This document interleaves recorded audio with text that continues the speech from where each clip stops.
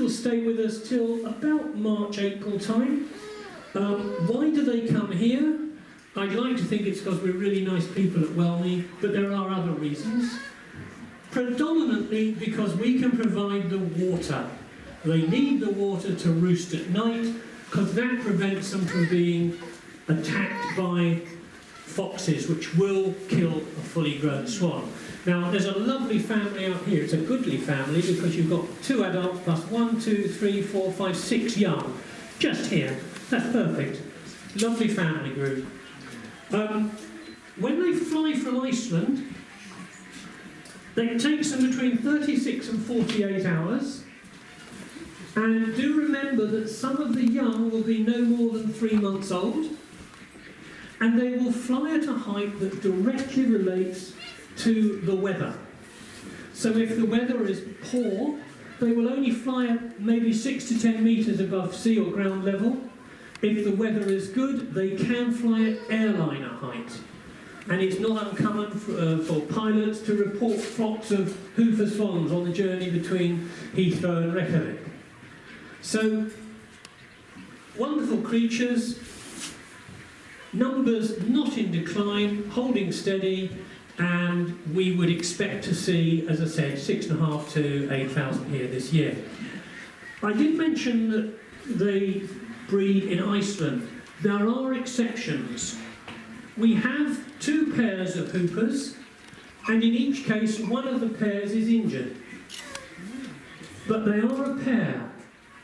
And when the flock return to Iceland, the partner, the fit partner, stays with his other half, or her other half. And they have bred here, and we have had young. We've certainly had 5 cygnet hoopers this summer.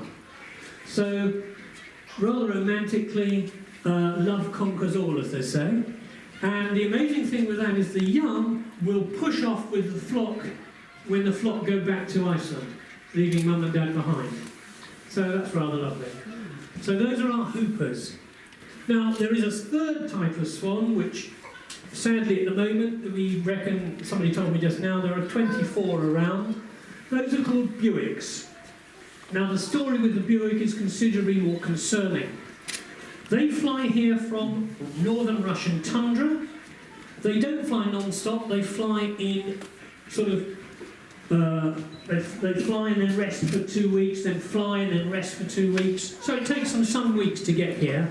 And they're quite clever birds in that if the weather is very, very warm in the Netherlands, which is their last stop before they come to the UK, they sometimes can't be bothered to do the last part of the journey. And they hang around in the Netherlands. We know, for example, at the moment there are at least 1,000 waiting to come over, but we haven't got enough cold weather.